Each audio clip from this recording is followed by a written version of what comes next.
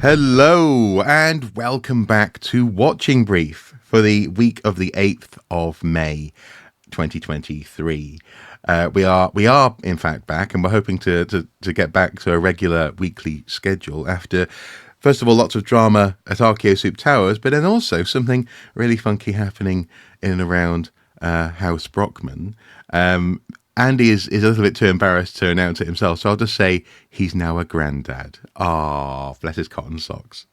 Yes. And apparently we were on the phone yesterday agendering, and he had a little bundle of joy in his arms. Isn't that lovely? Is it all warm and cuddles and life affirming at the moment? Well, apart from the bit when AC Grace is asking her mum for food and pooing. No, I mean, no, she's no, no. It was our daughter had a baby last Friday, so she's a week old today. In fact, a week old almost exactly as we're recording. Yeah, and mother and baby doing fine, and we're all absolutely delighted. fantastic. And her dad has been driven to drink. He's gone back to his bar job. Oh, I see. He is from the northeast. It's to be expected. Yeah, that's it. Yeah, Callum is a Mackham, and they're all doing brilliantly, and we're all absolutely delighted. So thanks for mentioning it. If I do look a bit more haggard than usual, that's why. Exactly. So I might look haggard because of some slightly stressful things at my end, but you've got some wonderful news there. Fantastic to share. But regardless of why we are haggard, our watching brief continues, and today's watching brief begins with a news story to keep an eye on. This is sort of breaking news. In fact, you were on the phone to the Home Office this morning, talking to a lovely man, I believe, at the media desk about this story. And it's something that we did recently touch on in Watching Brief, I think, and that is RAF Scampton and the plans by the Home Office to use this as a location where people can be housed while their asylum claims are being processed, or indeed not processed, as the case may be. So what's the latest there? Because this is a heritage site. The council seemingly had plans for it, which people were being put off investing in because of this news of intent from the Home Office. What's happening? Right. New viewer start here. And you're saying a very nice man at the Home Office media desk. Doing comms for the Home Office must be one of the most difficult jobs in PR at the moment. So I've got every sympathy for them. Yeah, just look at the news websites, folks. Google Suella Braverman. Cruella. What we're talking about is RAF Scampton. Cruella. You might say that I couldn't possibly. You might say that as an objective journalist, I couldn't possibly comment. No,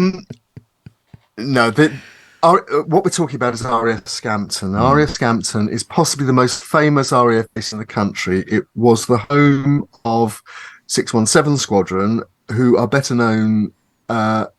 In fact, are legendary, really, in popular culture as the Dam Busters. And it just so happens that next week is the 80th anniversary of the Dams raid, when RAF bombers attacked 3 dams in Germany and broke 2 of them, which then became an iconic movie in the 1950s, starring Richard Todd as Wing Commander Guy Gibson, the man who led the raid.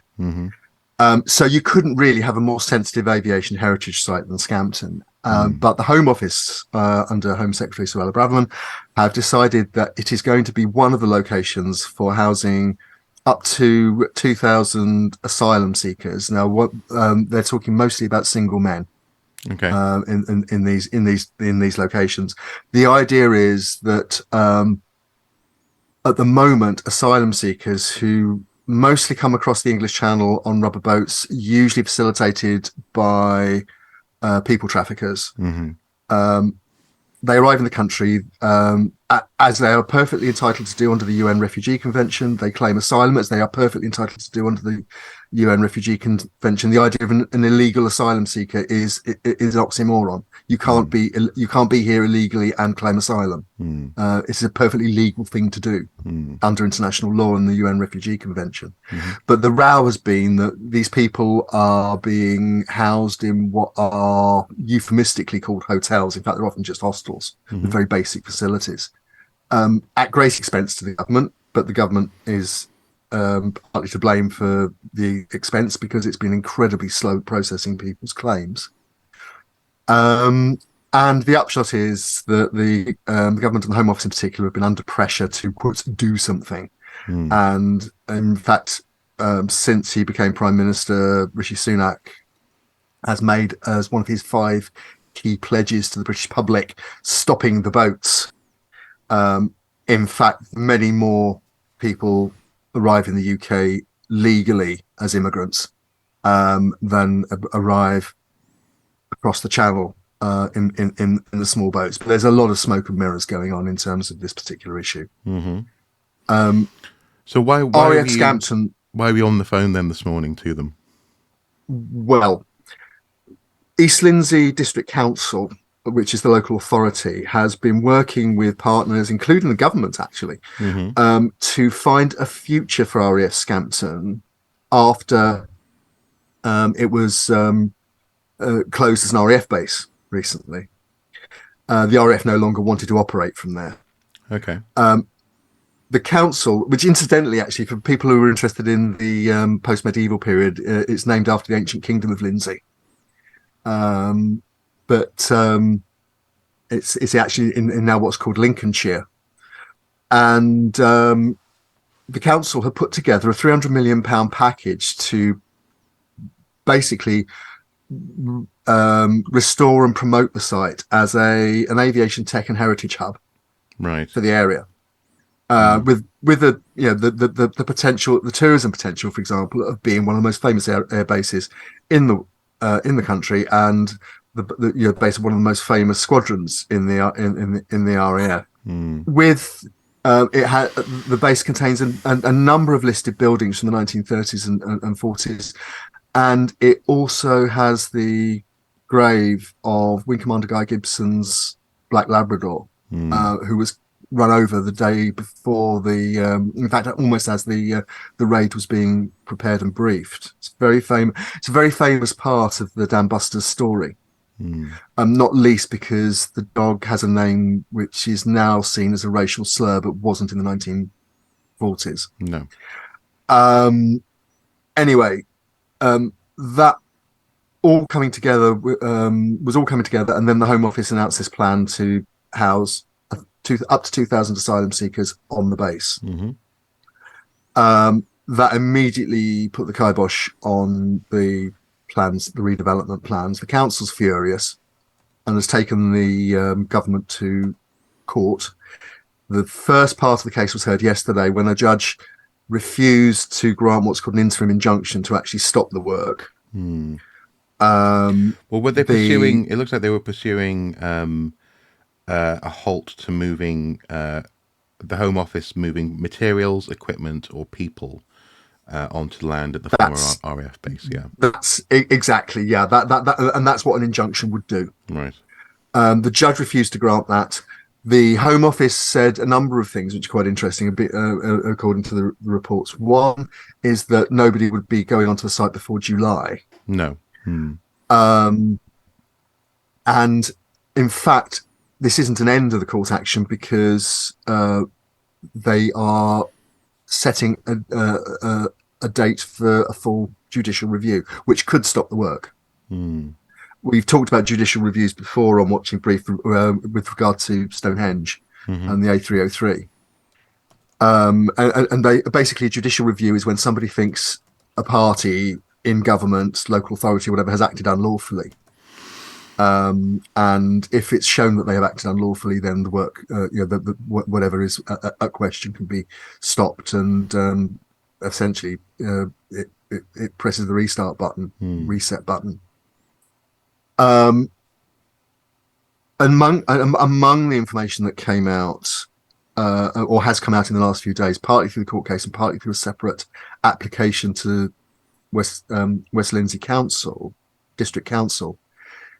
Firstly, it was reported in the court case yesterday that Suella Braverman, the Home Secretary, actually overruled advice from her civil servants not to proceed with work at Scampton.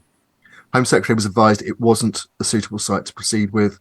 She overruled it for whatever reason. The reasons aren't being reported. I suspect they will come out. Well, it's interesting in so much as it almost starts to feel as though this is a minister that simply doesn't like being told no. In so much as surely site A will be site A, site B, site C. If all she wants to do is house people in places, then, for example, an extreme would be she wouldn't be able to use Buckingham Palace, for example, and someone would say to her, "I'm afraid you can't do that," and she'd listen to that. But in this instance, seemingly someone has offered her advice, and she's just gone, "Nope, I'm ignoring that," which is interesting. Again, it possibly speaks to her slightly intransigent character, perhaps. There's another side to that as well, which is what I'll be interested to see what they say, if anything. But it's the question I've asked the Home Office this morning is the calculation in the Home Office that by placing this scheme at a high-profile site like RAF Scampton, are they going ahead with it because it is guaranteed to attract media attention and even a row because it's the base of the dam busters. Whereas if it was any old ex-RAF base or army base, it might pick up a few columns in the local paper because people would be a little bit annoyed. I see. So this is could be just a move in the broader electoral strategy of so-called culture war. Yeah, well, less the culture war. I mean, we'll come to the culture war angle in a moment. But it is certainly possible that the calculation is that it would draw attention to the fact that Home Secretary Suella Braverman is doing something to fulfil the people's fifth priority under Rishi Sunak's pledges of stopping the boats. And one of the best ways to get noticed doing that is to trample all over a conflict, heritage, archaeological, historical site. And exactly, and this is where the potential blowback on the Home Office comes. And it's what I'm researching at the moment because, as I said, next week, the night of 16th, 17th May is the 80th anniversary of the dams raid, and also the 80th anniversary of Wing Commander Gibson's dog being run over. We've got this absolutely iconic moment which risks being overshadowed by this row. And we're talking about, say, an iconic cultural moment in British post-war culture. And the memorial day for the 53 aircrew and the 1,000+ civilians in Germany who died as a result of the dams raid. It's quite a somber moment, and it risks being overshadowed by what's going on in the courts, the plans that the Home Office has, and in fact, the reason I've mentioned Guy Gibson's dog is that famously he asked for the animal to be buried outside his office at night as the raid was happening, and for years there was a gravestone there. It was moved. It was changed a few years ago and turned into a memorial, telling the story of the dog because the name was seen as very sensitive. But now the RAF Heritage team have basically gone to the local council and said, we want to move the memorial stone and any potential remains that may be there to RAF Marham, where 617 Squadron is now based. It's still an operating RAF squadron. I think they fly F-35s now. But they're a frontline RAF squadron, and that part of their heritage, the RAF Heritage team says, cannot be guaranteed in future at Scampton. No. So basically, what the Home Office is doing here, what the Home Office is proposing, which may only be for effect. It may not even be a serious proposal because of all the legal issues that are surrounding the whole asylum policy, Mm-hmm. is actually potentially impacting on the memory and actually the physical remains of this iconic piece of RAF and British history. And how that would play is an interesting question. Well, I suppose two or three things come to mind. First of all, I think it's okay to have mixed feelings about aspects of this history and this story and this dog's name and so on and so forth. So if there are people out there who are like, well, I'm not sure I care, fair enough, that's fine. But as a marker of governmental intent in terms of general custodianship, is that a word, of the heritage environment, it's not great. In so much as this is, as you say, undeniably a part of 20th century British history. It's an iconic piece of Second World War history, in terms of the technology that it was developed, how it was developed, how the mission went off. A movie was made about it that I've seen at least 2 or 3 times of a weekend. Is, it's often used to be played on a Saturday afternoon or something on the TV. And it's something as famous as that can just be brushed aside because of what feels very much like a fad at the moment, something that this government is holding desperately onto in order to try and drum up support for the next general election, then it doesn't bode well for the heritage environment at large, does it really? What do you? I suppose so. The third thing that came to mind, and this is also a question, is how therefore do you feel about the MOD or the RAF attempting to preserve a lineage of heritage by suggesting that the memorial for the dog and the remains are moved to 616's current location? Is that legitimate? Is that something which is? I suppose it will be documented, and therefore it is traceable. But as a strategy moving forward, can we relocate any and all heritage when it's in the way of a civil engineering project, for example? Well, back in the 1960s, the Egyptian government and UNESCO moved the Abu Simbel temple. They cut it up and rebuilt it above the Aswan Dam, yeah, Lake Nasser and the Aswan High Dam.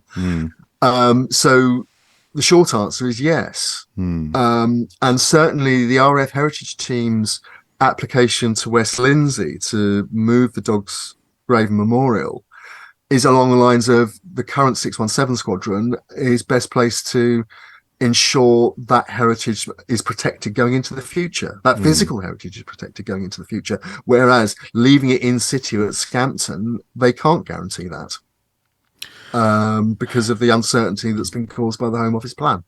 Well, yeah, but then this is historical preservation by individual action. In this case, a small, part of a military community action.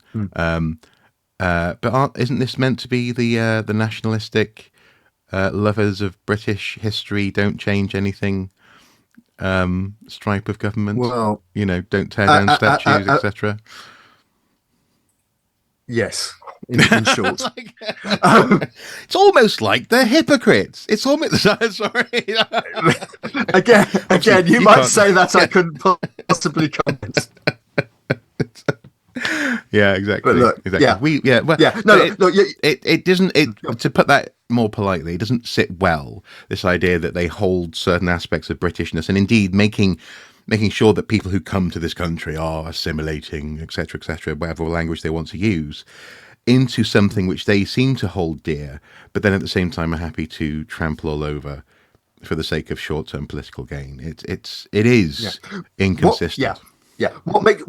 Absolutely. Look, what makes me suspicious about this is that there are plenty of redundant or about to be redundant military facilities, and other facilities. And another site that's being looked at in Sussex is a former military site, which then became an open prison. This is on the south coast, but that doesn't attract national headlines.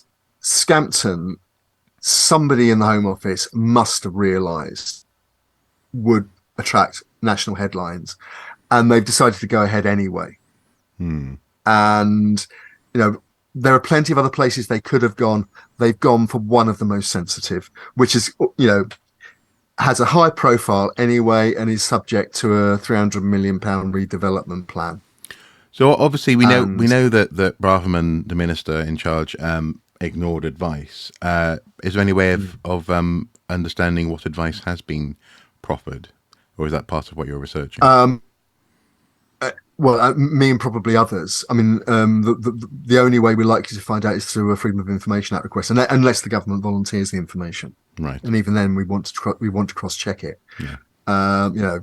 Check your change from the current government. So yeah, I mean, I'll certainly be submitting an FOI about it. I'm sure other people will too. Chances of it being released anytime soon are probably relatively slim, because it's developing policy and there's an exclusion that they can use to prevent an FOI release. And there are other exclusions they can use, like safe spaces for discussion and things like that. So it's not a given that the information will ever come out.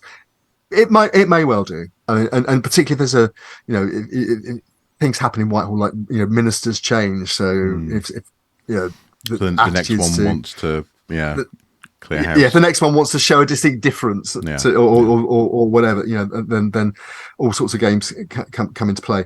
But at the moment, we can only go by what's in the public domain, unfortunately. But also, I imagine that there'll be pressure on information to come out if there was or has been this £300 million development that's been put at risk and or maybe cancelled. I mean, that's got to count for something in terms of pressure. But I suppose in that sense, that's where we're at, isn't it? We're now waiting on detail. Yeah. That's right. We're waiting on detail. We're waiting on a date for the full judicial review. Meanwhile, the Home Office is saying it's continuing with it. It welcomes the judgment yesterday, and it's continuing with its plan. Yeah. Okay. So, from communicating with one official body to another, we've had communications, a statement, in fact, from an organisation known as FAME, F-A-M-E, the Federation of Archaeological Managers and Employers, who describe themselves on their website as the voice of commercial archaeology here in the United Kingdom.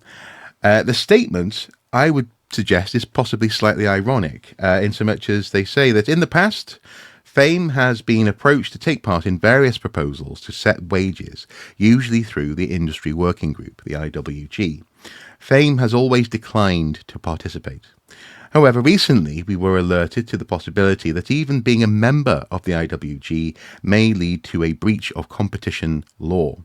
As a result, FAME have consulted with solicitors at two different law firms on the legality of coordinating pay. Below is a summary of those discussions and an explanation as to why FAME has withdrawn from the Industry Working Group, the IWG. I will link to that statement just below. Now, this raises questions in my head, not least, I suppose, first of all, what does FAME do? Who do they represent? And what does this mean, withdrawing from the Industry Working Group? We have statements from the Union Branch Prospect Arcs and also CIFA, the Chartered Institute for Archaeologists. We'll come to those in a moment.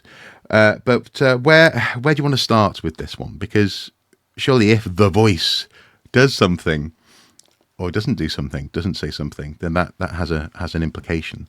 And what does that mean? Right. I think we have to start here with putting our cards on the table. We've covered stories about FAME in the past, and we are covering a story about FAME now, and we will cover stories about FAME in the future.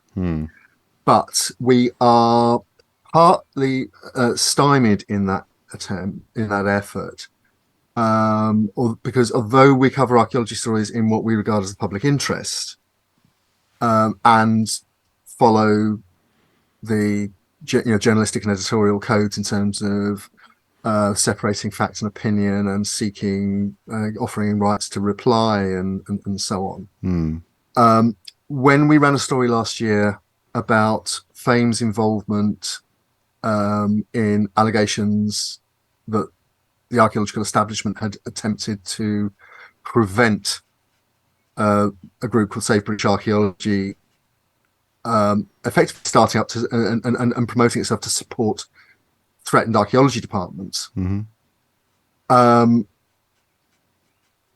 You as Archaeosoup, me as the person who runs the Pipeline Heritage News website, and us collectively as Watching Brief, were told by a person who appeared to be representing FAME that we weren't proper journalists, that we were asking sort of vexatious questions, and that certainly that I was told that if I attempted to contact them again, having been blocked on email and social media, any attempt to ask them any questions would, even if it was connected with what we regard as a legitimate story, would be met with a complaint to the police using cyber harassment legislation.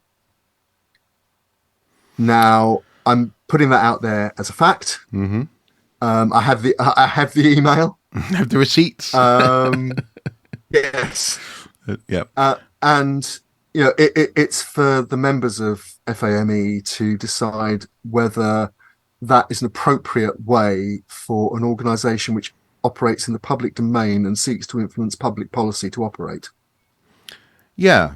'Cause, I mean, I can understand being shy of criticism or questions that might be awkward, but if you are acting in the public in that way, trying to influence public legislation, but also as well representing, as they say here on their members site, part of their website, we'll link below.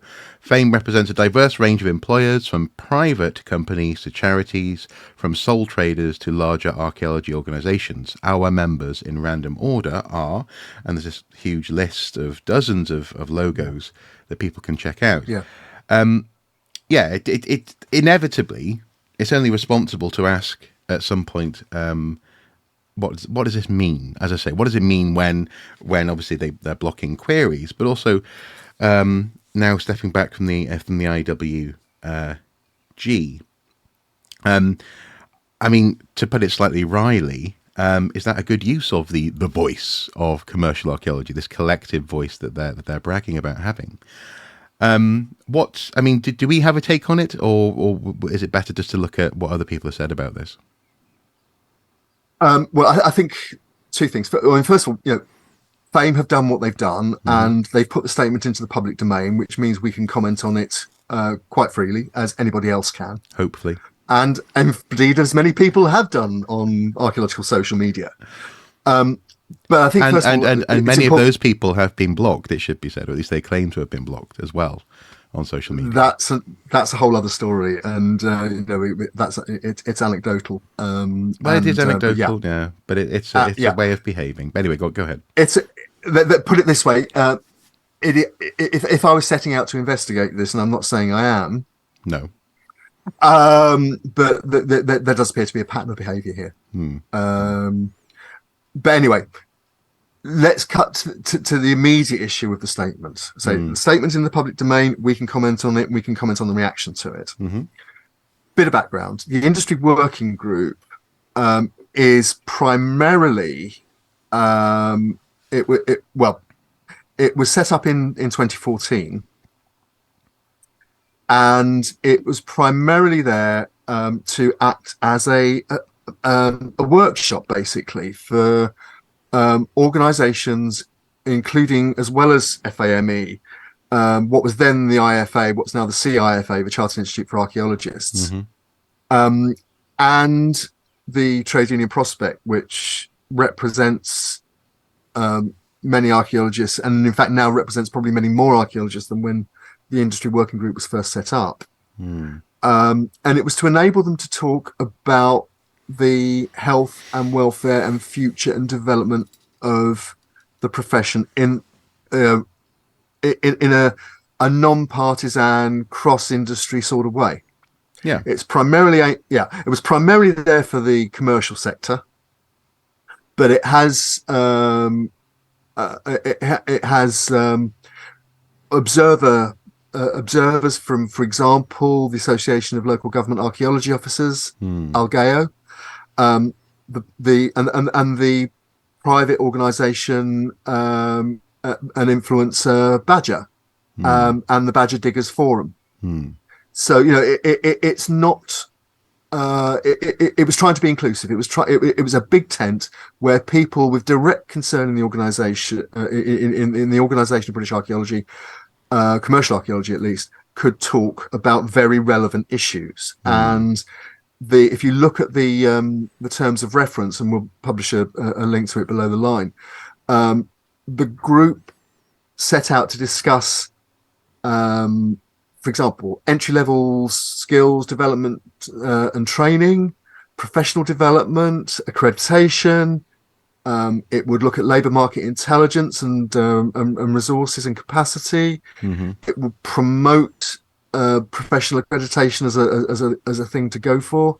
It would address failures in the market. Now, that might be sensitive for fame.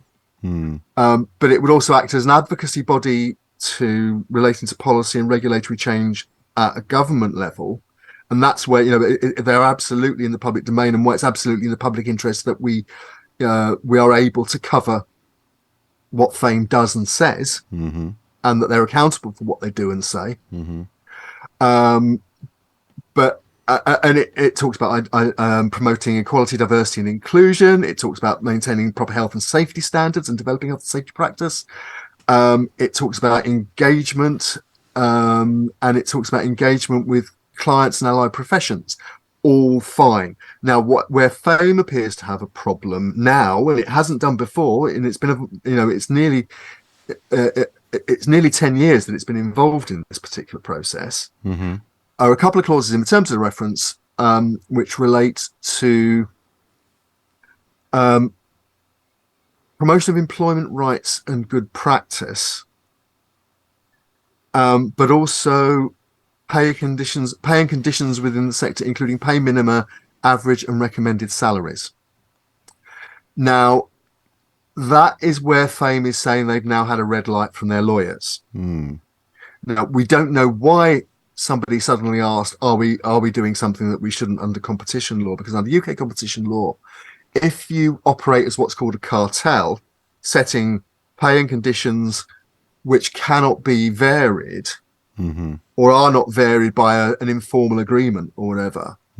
For example, the supermarkets, and I'm not saying this is happening, but say the supermarkets got together and said, we're all going to price half a dozen eggs at £1.50. That would be illegal because that's price fixing. It prevents somebody getting a share of the market by pricing eggs at £1.45. In archaeology, it's just the same.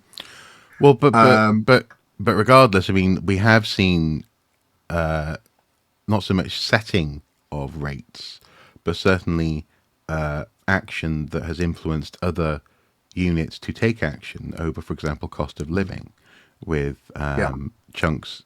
payment chunks this winter having gone out to employees to help them get through the winter, and that kind of that change of that wind in the air, that direction change in terms of a form of communication, if not a form of cooperation. Well, I suppose we could say change of culture, possibly in the air, might be what fame are concerned about here as being misconstrued as cartel, and being as generous as I possibly can be in that analysis, because the other end of that analysis would be that FAME don't like the idea of things becoming,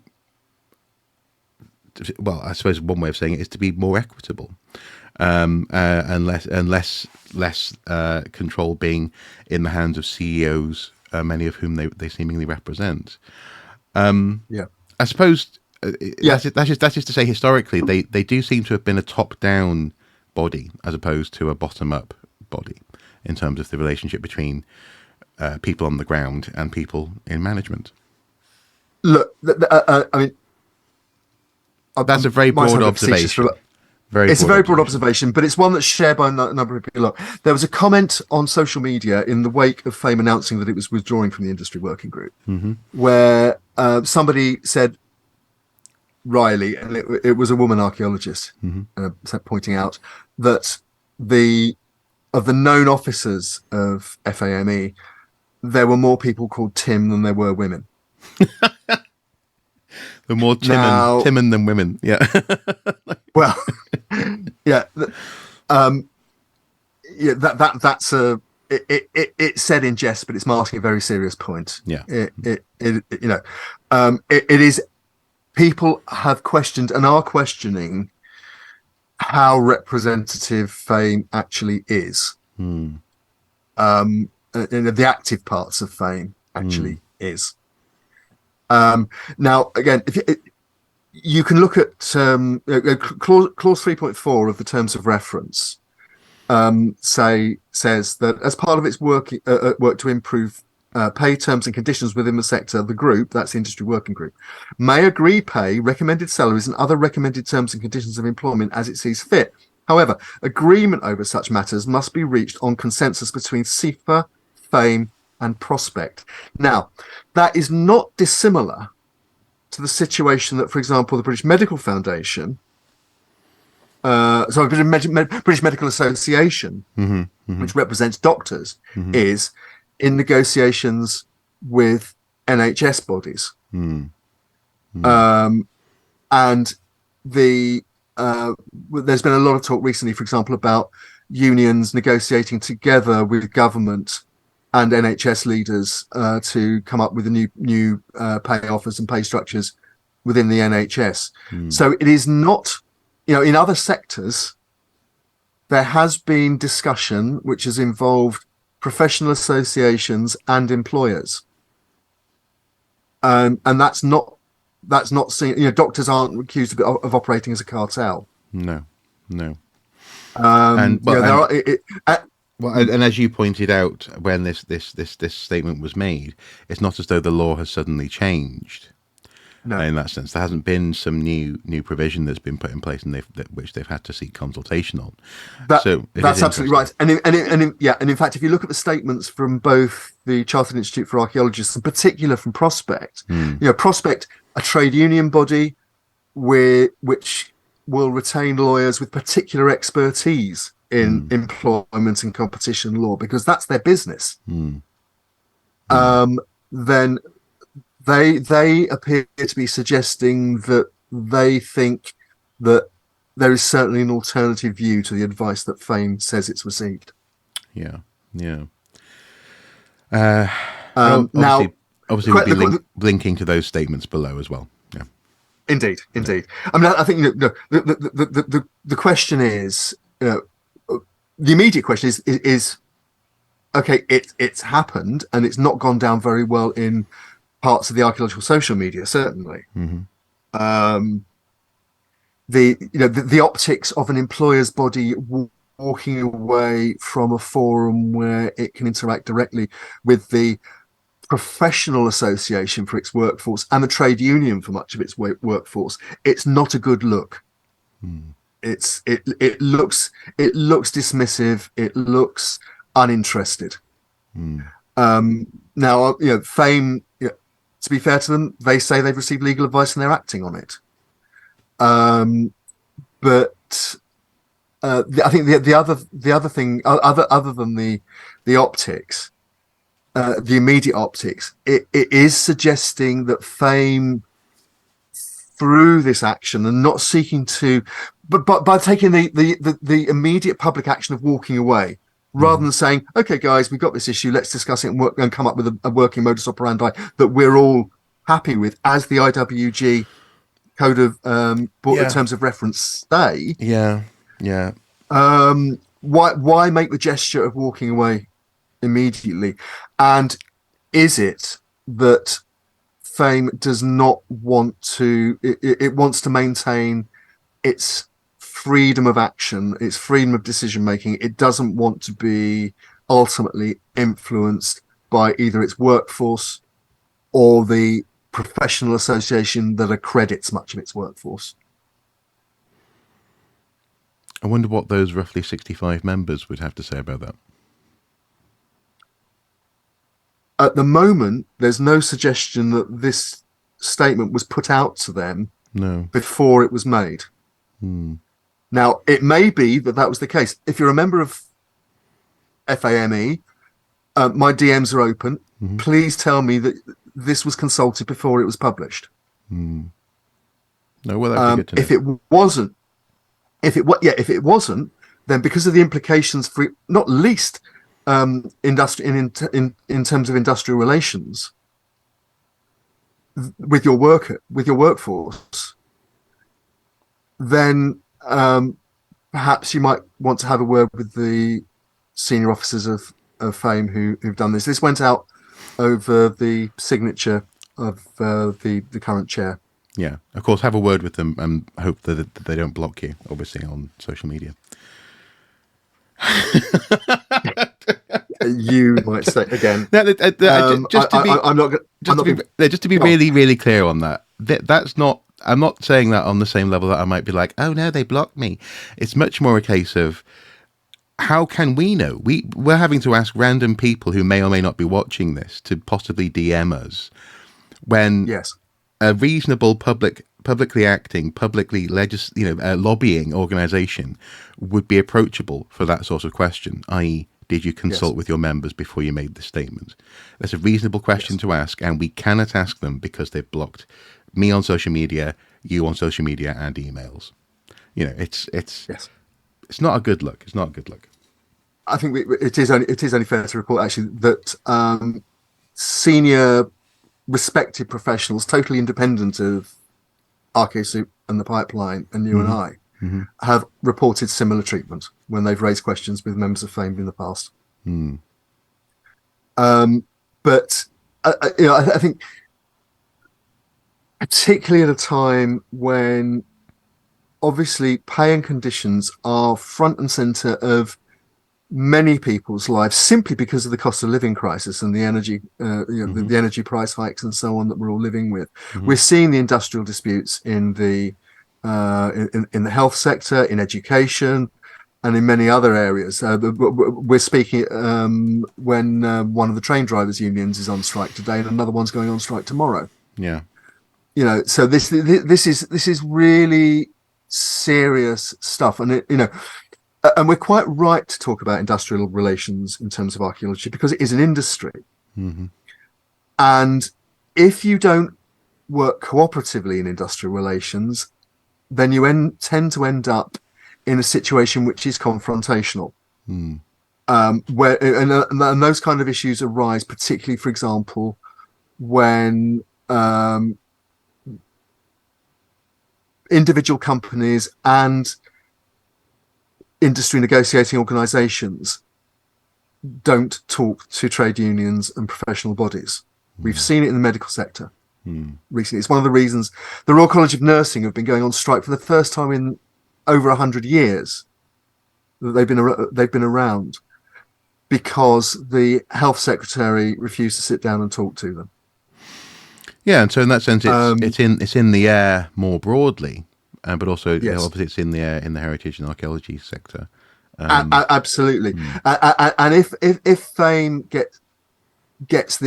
plays this hand and gets it wrong, you might end up looking at, and I'm not saying it will happen, but I'm saying the potential for industrial action, industrial disputes, formal industrial disputes in archaeology is probably greater now than it was before this statement was made. Yeah. It's okay though; they can just block them all. It'll be fine. Actually,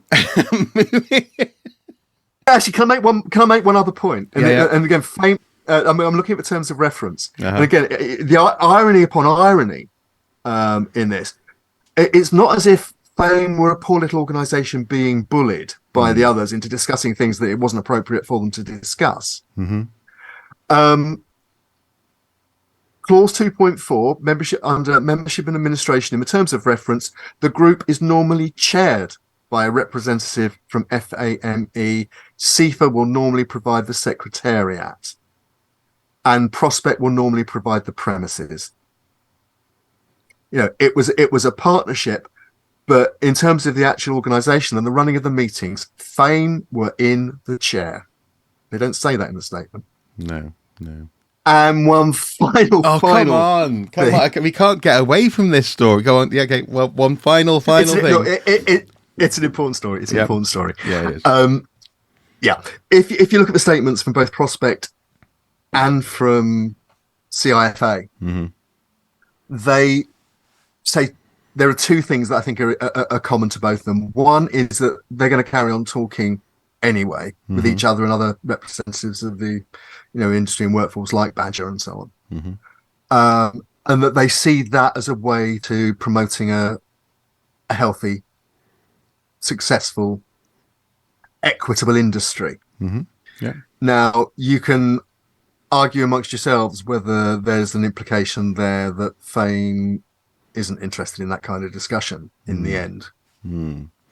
I mean, CIFA in particular do hold out that olive branch. They say that they hope that there's a way to bring FAME back in on those conversations at some point in the future. And exactly. And I think that is the implication, that by walking away now, Fame ends up as an increasingly marginalised and irrelevant Johnny No-Mates when it comes to shaping the future of the industry, because the industry is being shaped by CIFA and its members, and industrially supported by Prospect in negotiations with the archaeological companies. And that Fame will become basically a talking shop with it, and it might be able to talk to government, but it will be talking to government on its own, not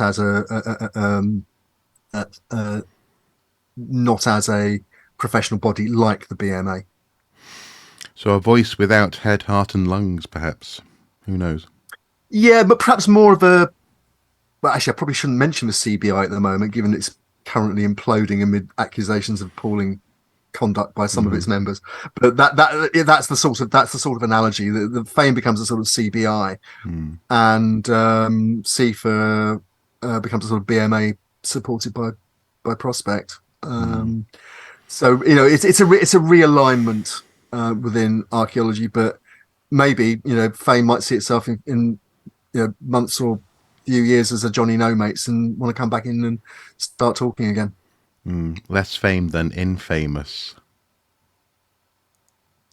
That's going on the thumbnail. That's a good point to stop. That's going on the thumbnail. Okay. Right. A watching brief is a formal program of observation and investigation to record and report on notable discoveries on an archaeological site. As part of our ongoing watching brief, Andy and I work hard to bring you the best, the worst, and sometimes the more quirky happenings from the world of archaeology. We aim to provide a space where voices can be heard, opinions shared, and sometimes truth spoken to power. If you believe in the work we do, please consider supporting us on Patreon for as little as $1 per month. Thank you.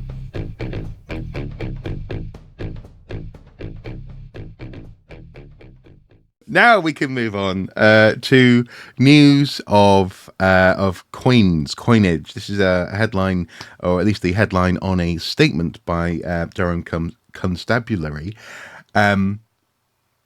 which says that Viking or Norse coins recovered during a police investigation have changed the shape of British history. It's a grand statement and very exciting on the face of it, but it's also connected with seemingly lots of twists and turns involving two metal detectorists in particular and some aspects of the broader metal detecting community that have resulted in these two guys being jailed. Is it for 5 years and 2 months or something along those lines? 5 years and 2 months apiece. Yeah. So quite heavy sentences. Quite heavy sentences, yeah. For a few coins found in a field. What's going on here? Are we about to bash the poor old metal detecting community again, or is it more a case of the metal detecting community possibly need to make some moves on this sort of behaviour? Right. Okay. What we're reporting on is the decisions in a court of law regarding two men who are known metal detectorists, hobby metal detectorists. Craig Best and Roger Pilling. That's right. Yeah. Both from the north of England, one from Bishop Auckland, and one I think from over in the other side of the country. But both from the north of England. This is probably connected with another very high-profile legal case, which began in Herefordshire in 2015, with the discovery of what is sometimes called the Leinster Hoard, what's now generally called the Herefordshire Hoard. Okay. On that occasion, two metal detectorists called George Powell and Leighton Davis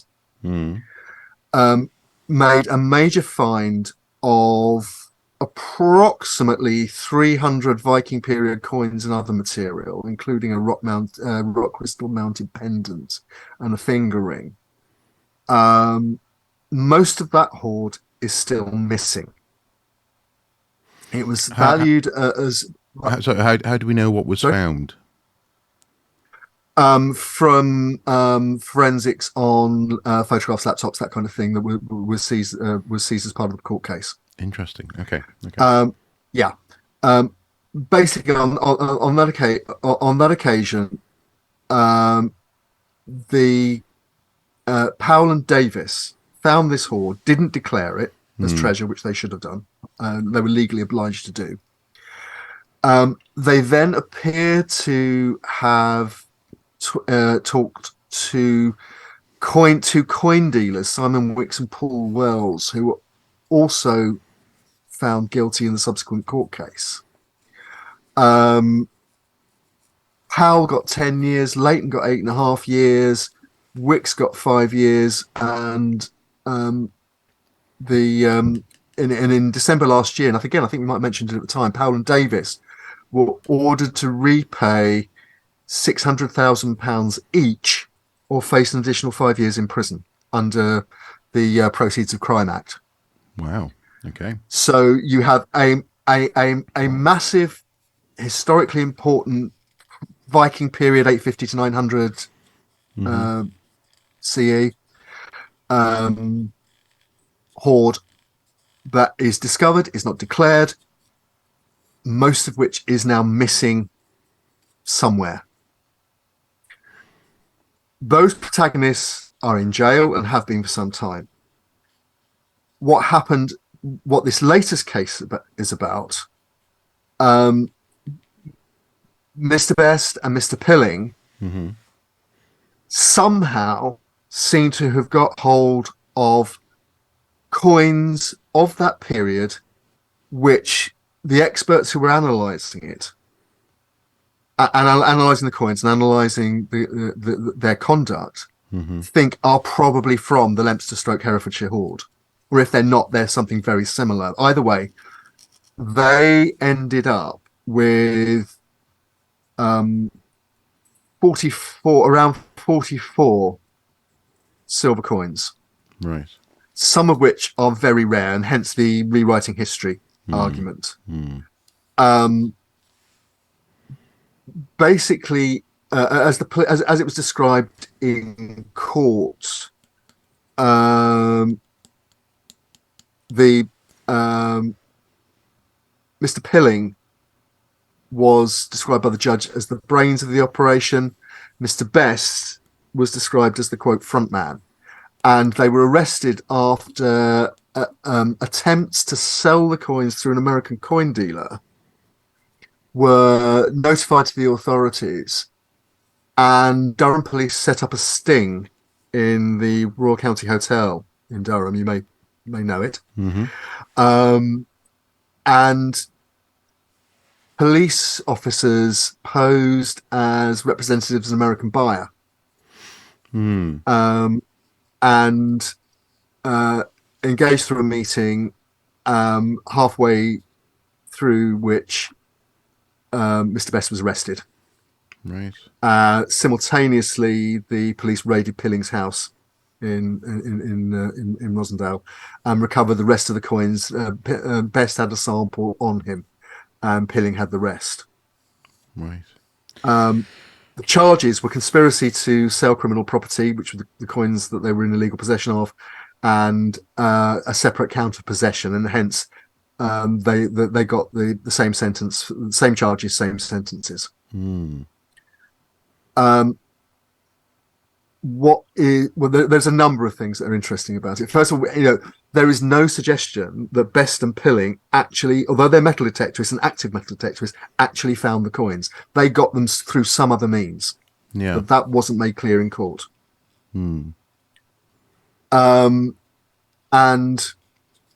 the other sorry, just to be really clear, that it wasn't made clear what those means were. You mean?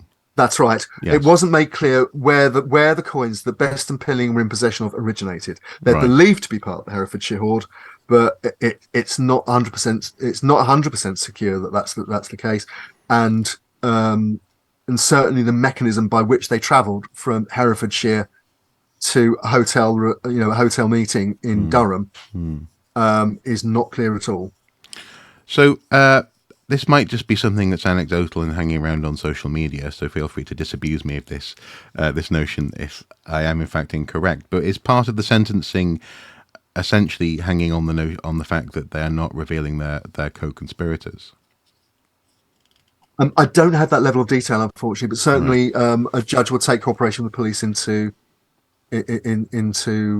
consideration. Right. Yeah. And it may be that there are ongoing investigations which we're not aware of that haven't been made public yet. This is probably the most significant set of legal cases regarding undeclared treasure and metal detectorists that we've seen. Yeah. A lot of police resources have been and it's resources from Historic England and the Portable Antiquities Scheme and so on. A lot of resources have gone into this investigation. Detective Chief Inspector Phil Clue, surely, of the Northeast Regional Organised Crime Unit, NEROCU, said not only does the recovery of these coins hold great significance for our history, but it is yet another example of how, with partnership working, we can bring organised criminals before courts and continue protecting those that they're looking to exploit. This case shows that even if criminals travel across police boundaries, they are still very much within reach. And do you think that was actually a key part of this attempt, was to have these coins turn up and sold at the other end of England, as opposed to having them anywhere near possibly where they were found? I guess that's the issue here, isn't it? Is that we don't actually understand the mechanism. It could be that that the Leominster Hoard has been broken up into lots of small pockets, and they're just waiting to be people are going to attempt to sell them off in different places. That is one possibility, certainly, and I think it's significant. You learn to kind of to read the runes on cases like this. Like, for example, who's doing the detecting, who's speaking on behalf of the police, and it's significant that the unit that was dealing with it at Durham, it's the major crime team. And specialists in organised crime. Yeah. It's not your, it's not a beat detective from the ordinary CID. These are, officers with specific experience. Yeah. And they're working with Historic England, the Portable Antiquities Scheme, the Crown Prosecution Service. It's police organisations police investigations are complex things anyway. And having been on the inside of one. I know the different people that one has to deal with, and ours is relatively simple compared to this. Obviously, we don't talk about your legal problems, do we? Much.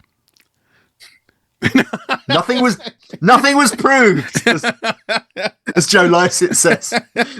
No, obviously you were involved in, I think, consulting, were you? I was acting as an expert consultant on a particular investigation, and that. When you do something like that, it's really tough because you see the pressures that are under in terms of resourcing, in terms of asking for forensics on, say, a laptop or a phone, and what charges you actually have evidence that you can bring, and then even then, does the Crown Prosecution Service buy into the idea that it's in the public interest to bring the charges, Yeah. with a reasonable chance of success? So, put it this way: the level of resources that have gone into this are very considerable, which shows how important I think the authorities and the police and Historic England and so on have taken it.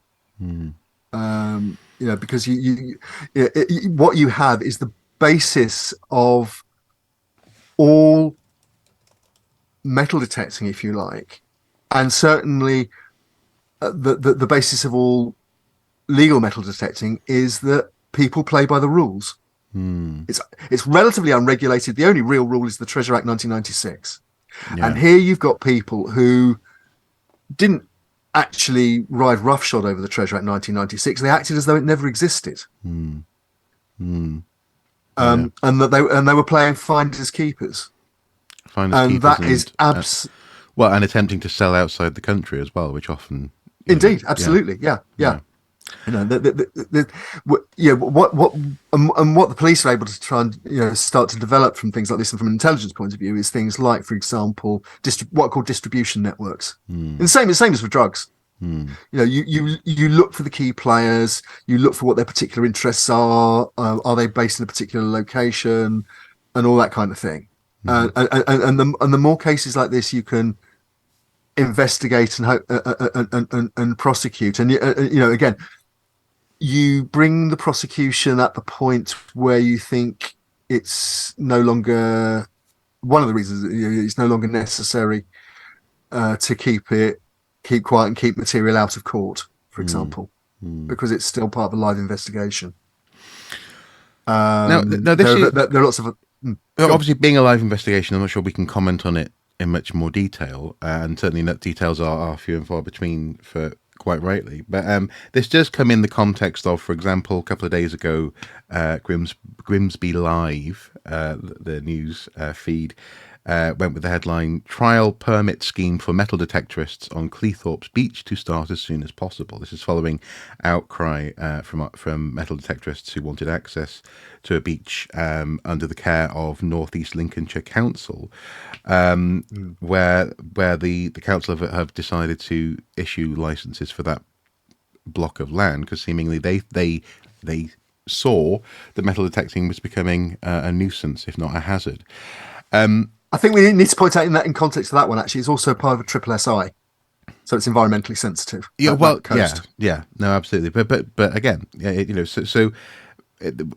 if metal detecting is reaching that point in some places where councils are having to take action to monitor behaviour on land that they control, and now we have such high profile, expensive legal operations around metal detecting, where does this leave metal detectorists as a bunch of people? Because when, for example, news of the sentencing of these guys was shared, for example, on the Archaeosoup Facebook page, lots of metal detectorists, I have a couple of metal detecting magazines actually that seemingly follow Archaeosoup, were commenting below.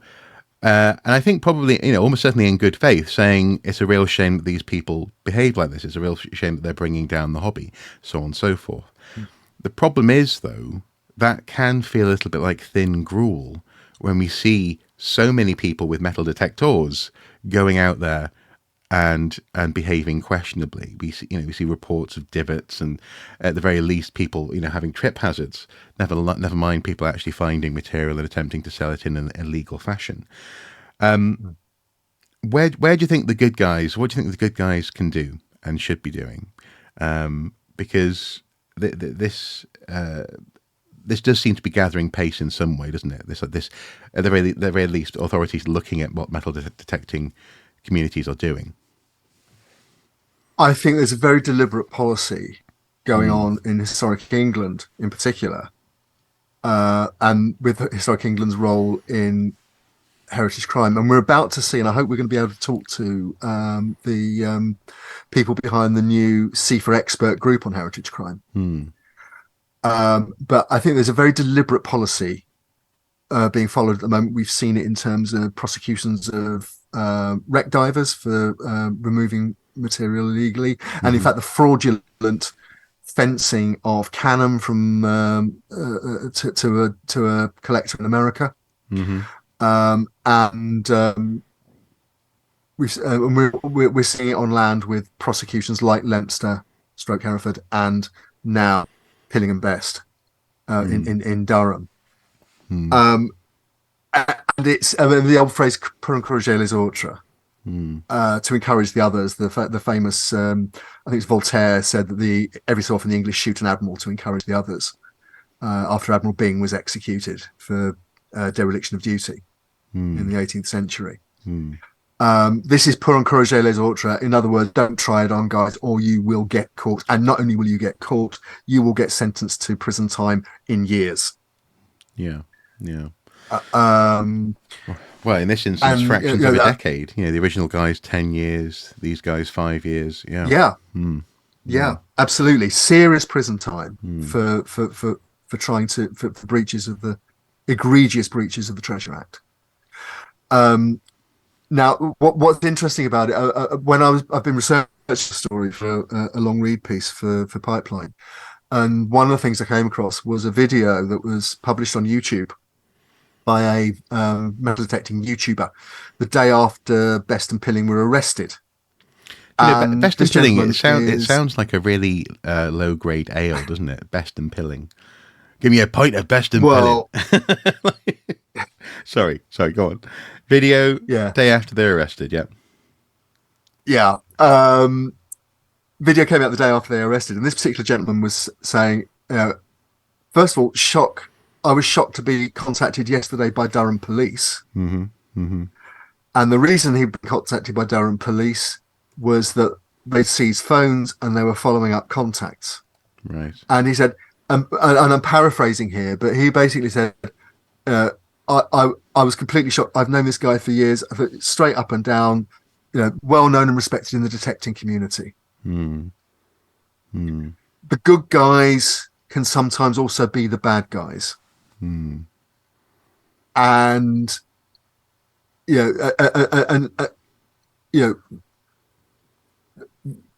we don't, again, we don't know in detail. Were they smart and sophisticated enough to use burner phones? It doesn't, that kind of thing, or is this something that people get sucked into and without really realizing the ramifications of it? And then, somebody would need to do the research on the profiling the people convicted of these kind of offences. Well, or what background they have. Or these guys, at some point may see the error of their ways, come forward and give up their co-conspirators. I think there's again one of the implications of doing this so publicly is that, look, if you're in this at a low level, first of all, stop, because the chances of you getting caught are getting better all the time. And secondly, if you've got somebody, if you're involved in something like this, if you cooperate with the police, it'll go much better for you in front of a judge than if you wait for the court case to play out. Yeah, for your collar to be felt. Yeah, I suppose. Absolutely. This does raise a question, though, for recovery. In that sense, if this sort of action is trying to encourage people to name people or to uncover more broadly, the action is intended to uncover a network and to find out who's doing what. Isn't there the risk that people go to ground, no pun intended, and that this material is just never found ever again because it's either destroyed or buried, basically, in some way, so as to avoid prosecution? Yeah, I think people are well aware. I'm sure people at HE and in the police and so on are well aware of this. It's like what was the first thing that the famous Brinks Mat heist crew put together? It was a furnace to melt down the ingots.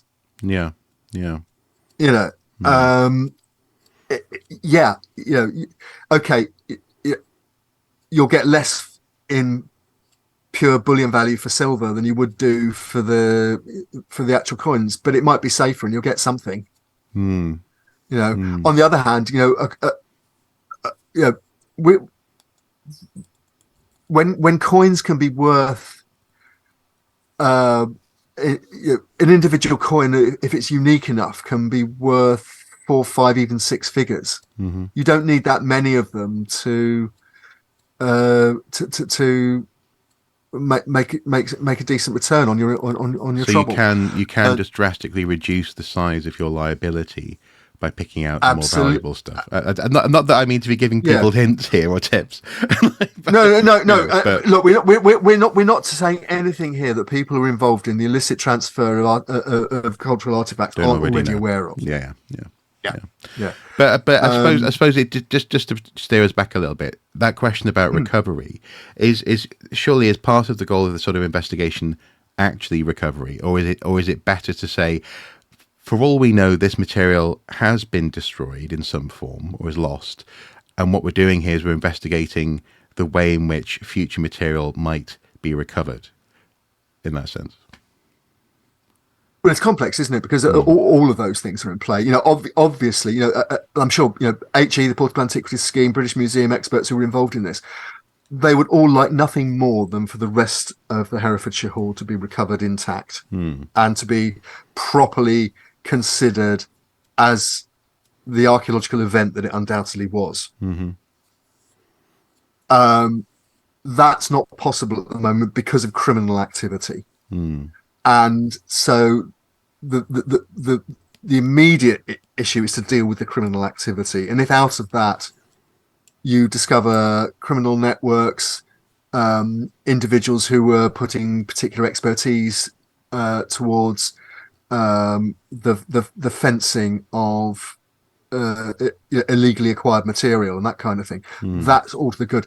And if out of that also comes a recovery or partial recovery down the line, then that's a bonus. Yeah. But the important thing is to shut down the criminal activity. Okay. Well, yeah, that has been a watching brief, has it not? We are back, and hopefully life will be a little bit more navigable in the near future for these watching briefs. Next week, are we finally going to talk about the case that I've been desperate to talk about for ages? That case. Yeah, that case. The one. I hope so. Thank God. And thank God. but also, we may have more on Scampton. It's as I said, it's the 80th anniversary of the Dam Busters raid next week. Oh, okay. And there'll be plenty of other things. And talking about navigation, for anyone who's following our unstratified entertainment, we might be navigating one of the oldest epic stories in literature and cinema. Maybe not. Yeah, that's a good point. Yeah, yes, yeah, that's something to keep an eye out for. I suppose. Just one more thought there as well. We also need to do a bit of a special about the closure of a recent mailing list, don't we? Or recent closure, of a mailing list and archaeological communications. So because there's been a bit of a delay, folks, we have quite a backlog of things we want to talk about. So we may turn that into its own little special at some point, because it's worth talking about, isn't it? And looking at also the quality of communication at the moment within archaeology. How you use your voice, for example. Indeed, yes. And actually, to complicate things even further, and showing we've got an international remit, I was tipped off last week, in fact, until I was slightly distracted, as you pointed out at the top of the show. But there's some interesting legislation been brought forward in Australia regarding cultural heritage and First Nation peoples and the mining industry. People might remember the row over the destruction of First People sites in Western Australia. Yeah, when then the order to reconstruct, I think, that followed. Indeed, yes. Yes.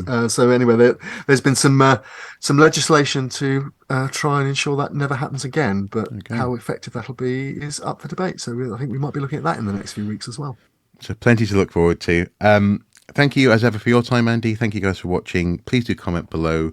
Expand the conversation as you see fit. And until then, until we see you next, do take care. Bye bye. Bye bye.